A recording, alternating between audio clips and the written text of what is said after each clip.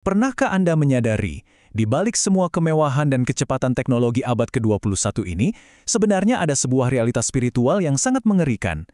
Hari ini, kita akan menelanjangi sebuah kebenaran yang mungkin dan seharusnya mengusik kenyamanan kita. Ini bukan sekedar teori. Ini tentang kuasa yang sesungguhnya, tentang keselamatan, dan realitas telanjang mengenai apa yang sedang terjadi pada jiwa manusia modern saat ini. Coba lihat di sekeliling kita. Dunia modern ini sedang digempur habis-habisan oleh apa yang kita sebut banjir informasi. Kita bisa terhubung ke ujung dunia manapun hanya dalam hitungan detik, kan? Tapi ironisnya, di saat yang sama, jiwa kita justru sedang sekarat karena kemarau kebenaran yang sangat parah. Dosa? Sekarang itu diperhalus menjadi sekedar pilihan gaya hidup. Rasa bersalah yang memperingatkan kita akan dosa malah dilabeli sebagai sesuatu yang toksik dan harus dihindari. Lalu apa akibatnya? Manusia modern pelan-pelan tenggelam dalam kehampaan, kecemasan, dan depresi yang tidak berujung. Dan tentu saja, dunia sekuler ini datang menawarkan solusinya. Kita disodori afirmasi positif, aplikasi healing, meditasi, sampai mantra self-love yang diulang-ulang. Tapi tahukah Anda, secara teologis, itu semua pada akhirnya hanyalah daun ara abad ke-21. Ya, persis seperti Adam dan Hawa dulu di Taman Eden. Mereka mencoba menutupi rasa malu dan ketelanjangan spiritual mereka dengan daun ara.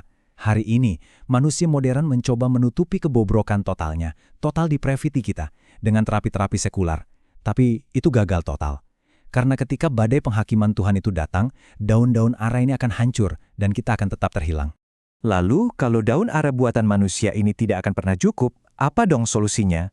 Dengarkan ini baik-baik. Ketika manusia jatuh ke dalam dosa, Allah tidak memberikan daun ara yang kualitasnya lebih bagus. Tidak, Dia mengorbankan nyawa. Harus ada darah yang tercurah untuk menutupi dosa. Ini adalah bayangan dari satu-satunya solusi ilahi yang sejati. Pakaian kebenaran dari Allah sendiri, yaitu Yesus Kristus. Pengorbanannya, darahnya yang tercurah di atas kayu salib adalah satu-satunya penutup dosa yang bisa benar-benar menyelamatkan kita. Tidak ada jalan lain. Dan penebusan ini membawa kita pada sebuah titik balik sejarah, sebuah revolusi kuasa Pentakosta. Bagaimana orang-orang biasa diubahkan menjadi para pengguncang dunia. Mari kita mundur sejenak dan melihat fakta sejarah yang sangat mengejutkan. Coba bayangkan angka 120. Cuma 120 orang. Mereka ini siapa? Mereka bukan jenderal perang, bukan filsuf hebat, dan jelas bukan elit politik. Mereka hanyalah sekumpulan nelayan kasar, pemungut cukai yang dibenci masyarakat, dan ibu-ibu rumah tangga biasa. Mereka berkumpul, bersembunyi di sebuah ruang atas di Yerusalem. Tanpa kekayaan, tanpa status sosial, dan pastinya dipenuhi dengan ketakutan yang luar biasa. Tapi kemudian, hari Pentakosta itu tiba. Tiba-tiba saja, angin keras bertiup, lidah-lidah api turun menyala, mereka dipenuhi oleh Roh Kudus, dan transformasinya sungguh instan dan mengerikan.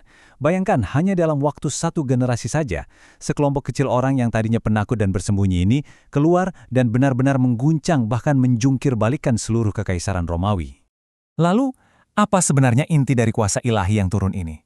Jawabannya cuma satu, memuliakan Kristus. Kuasa ini diberikan bukan untuk pamer karunia rohani, bukan supaya mereka bisa jadi pahlawan super, dan sama sekali bukan demi kenyamanan pribadi. Kuasa ini murni diberikan oleh Allah Bapa dengan satu tujuan yang tegas, memampukan mereka bersaksi dan memuliakan nama Kristus di tengah dunia yang gelap gulita ini. Nah, inilah arti sejati dari menjadi seorang saksi, atau dalam bahasa aslinya, martus. Menjadi saksi itu punya dua sisi yang sama sekali tidak bisa dipisahkan. Pertama, harus ada pemberitaan verbal. Berita Injil tentang kematian dan kebangkitan Kristus harus Anda ucapkan secara gamblang. Tapi yang kedua, harus ada demonstrasi non-verbal. Ini bicara soal integritas Anda di tempat kerja, kekudusan hidup Anda sehari-hari. Kesaksian lisan tanpa integritas yang nyata itu namanya kemunafikan.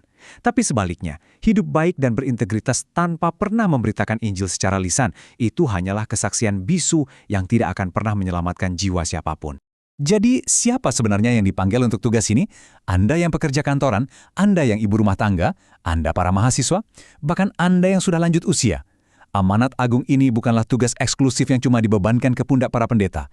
Ini adalah komando militer ilahi, komando yang tidak bisa ditawar-tawar lagi untuk setiap orang percaya, dimanapun Tuhan menempatkan Anda. Ingat, Allah tidak memanggil orang-orang yang sudah sempurna. Dia memperlengkapi dan memampukan orang biasa yang bersedia. Tapi masalahnya adalah, waktu kita hampir habis. Dan setiap masa selalu ada orangnya. Generasi masa lalu seperti Rasul Petrus, Rasul Paulus, masa mereka sudah habis. Tongkat estafet sejarah itu kini benar-benar ada di tangan Anda. Saya ingin Anda membayangkan hidup Anda saat ini seperti lampu lalu lintas. Ada cerita nyata tentang seorang hamba Tuhan yang sedang terbaring sekarat di ranjang rumah sakit. Lampu kehidupannya sudah kuning, waktunya hampir habis. Tapi dengan sisa nafas terakhirnya, dia masih memberitakan Injil kepada perawat di sana dan memenangkan satu jiwa itu. Nah, bagi Anda yang sedang mendengarkan ini, lampu kehidupan Anda mungkin masih hijau. Anda masih punya kesehatan, Anda punya waktu.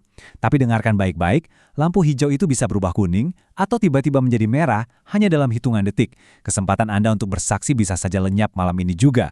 Kuasa dari tempat tinggi itu sudah diturunkan. Roh Kudus sudah diberikan kepada gerejanya. Kini, pertanyaannya berbalik menghantam hati kita masing-masing. Maukah Anda melangkah keluar dan menjadi saksinya hari ini?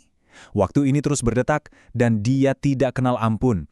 Jangan pernah menyia-nyiakan api Roh Kudus yang sudah dipercayakan kepada Anda. Pilihan itu murni ada di tangan Anda sekarang. Melangkah mengabarkan Injil yang menyelamatkan, atau membiarkan dunia di sekitar Anda binasa, selamanya di dalam kebisuan Anda.